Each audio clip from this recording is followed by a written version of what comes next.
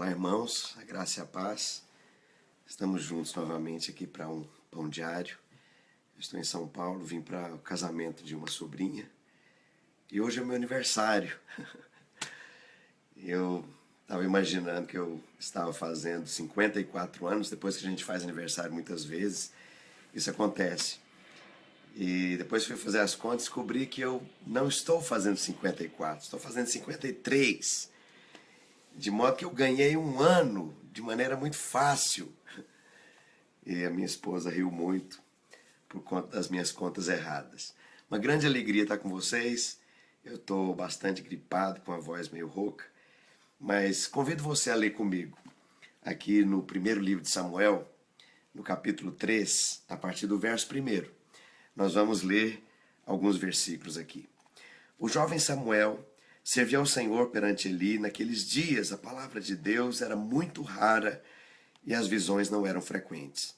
Certo dia, estando deitado no lugar acostumado, o sacerdote Eli, cujos olhos já começavam a escurecer-se, a ponto de não poder mais ver. E tendo-se deitado Samuel no templo do Senhor, em que estava a arca, antes que a lâmpada de Deus se apagasse, o Senhor chamou o menino Samuel e disse: Samuel. Ele respondeu: eis-me aqui. Agora vamos lá para o verso 16. Chamou Eli a Samuel e disse: Samuel, meu filho. Ele respondeu: eis-me aqui. Então ele disse: que é que o Senhor te falou? Peço-te que não me encubras, assim Deus te faça o que bem lhe aprouver, e se me abrires alguma coisa de tudo que te falou. Se me encobrires alguma coisa de tudo que Deus te falou. Então Samuel lhe referiu tudo que o Senhor lhe havia dito. E disse Eli: é o Senhor, faça o que bem lhe aprouver. Crescia Samuel e o Senhor era com ele, e nenhuma de suas palavras deixou cair por terra. Todo Israel, desde Dan até Berseba, conheceu que o Senhor estava confirmando como profeta do Senhor. Continuou o Senhor a aparecer em Siló, enquanto sua palavra, o Senhor, manifestava ali por Samuel.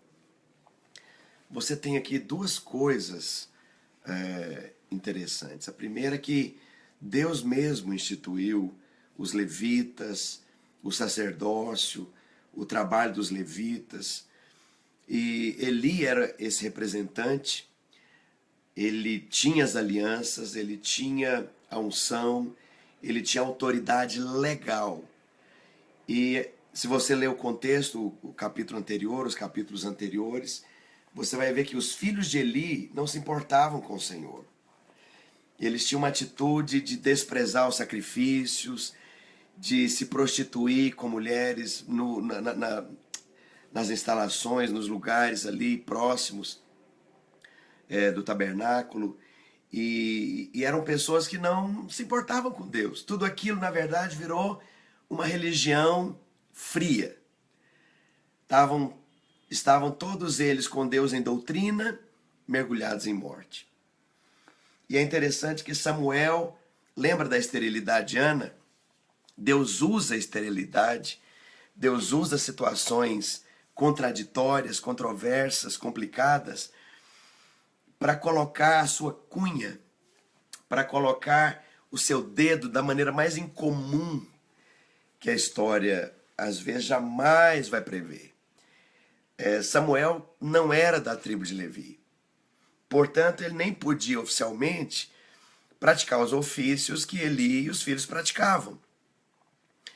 Você vê ainda lá atrás a maneira incomum que Deus coloca Moisés, justamente no tempo em que era para matar as crianças. Deus pega uma criança e coloca dentro do palácio.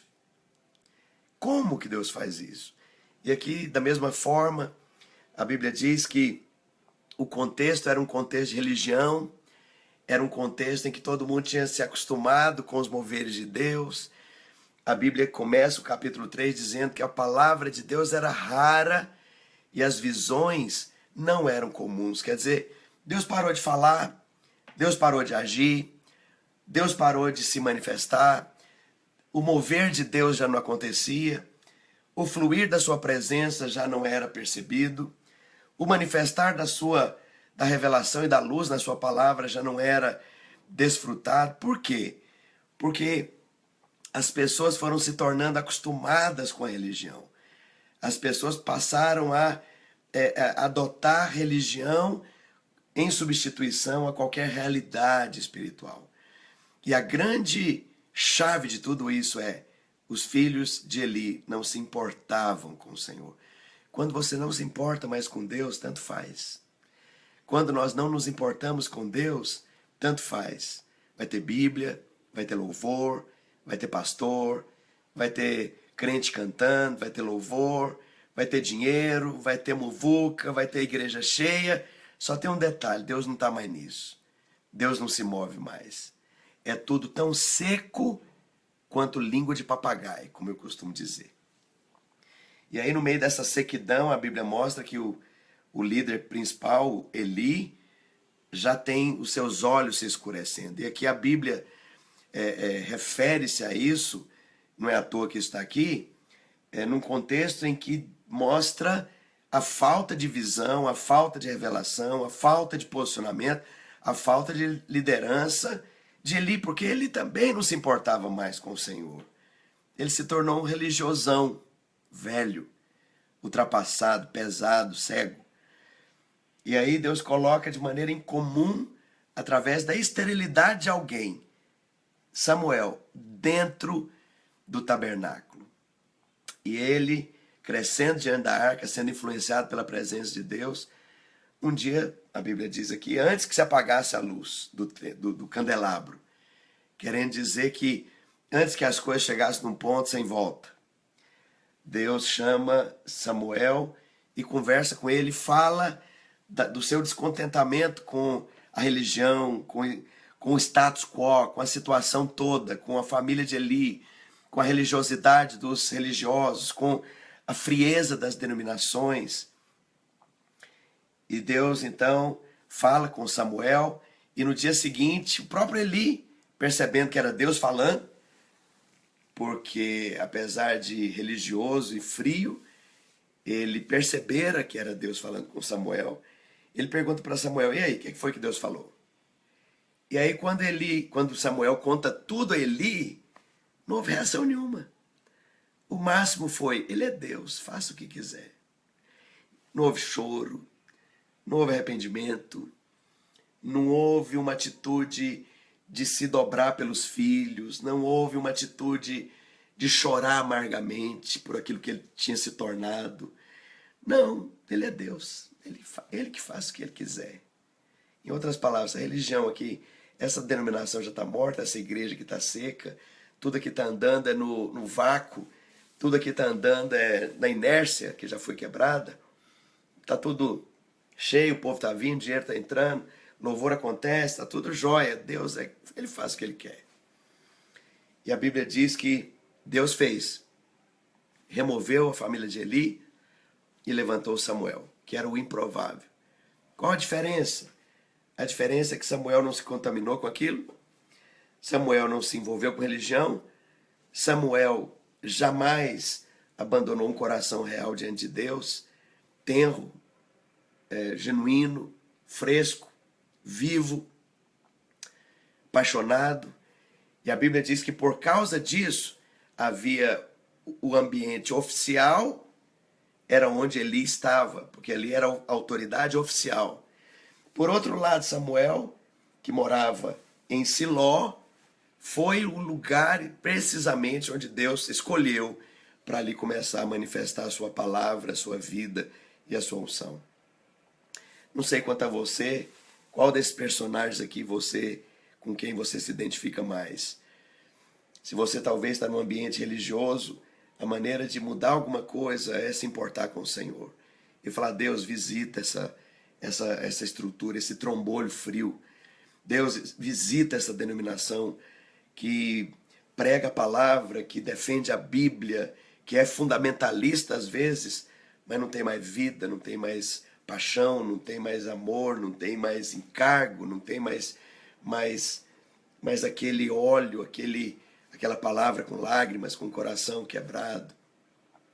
Ou talvez você é o próprio Samuel, ou talvez você é dos filhos de Samuel, que está vivendo de religião, pago pela religião, com o dinheiro da religião, com o conforto da religião, mas os nossos olhos já se escureceram, as visões de Deus são raras, as palavras de Deus já não são frequentes.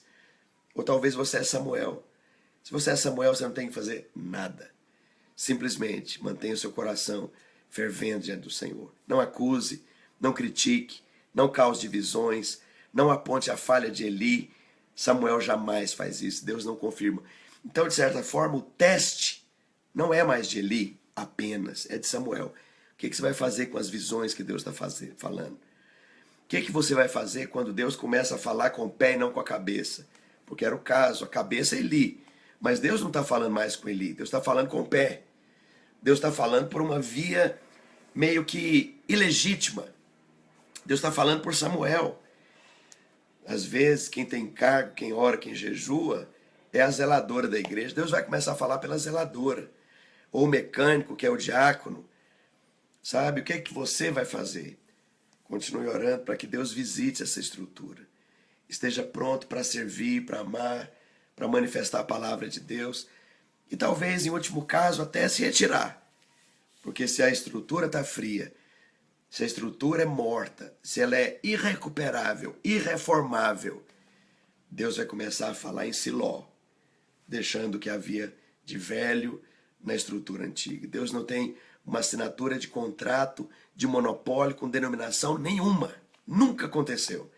Nem com os judeus no Velho Testamento, nem com o cristianismo primitivo que se tornou, que teve por sucessora a igreja romana.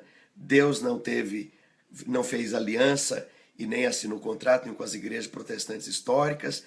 E onde é que Deus vai estar? Com Samuel, jovenzinho, apaixonado, intenso, cujo coração é totalmente do Senhor. É por ele que Deus vai falar. E a Bíblia diz, Deus não deixou que nenhuma de suas palavras caísse por terra. Deus vai confirmar a palavra de Samuel, não de Eli. Deus vai confirmar o coração apaixonado de Samuel, não os olhos escurecidos do pesado, acomodado e religioso Eli. Que nós possamos ser sensíveis e perceptivos dos moveres de Deus, às vezes até dentro da nossa própria estrutura de obra. Que Deus possa nos manter apaixonados e sensíveis como Samuel, para que as visões de Deus não sejam raras, para que as visões de Deus sejam frequentes, para que a palavra de Deus possa se manifestar e Deus não deixe nenhuma de nossas palavras cair por chão. Que o nosso coração possa ferver por ele.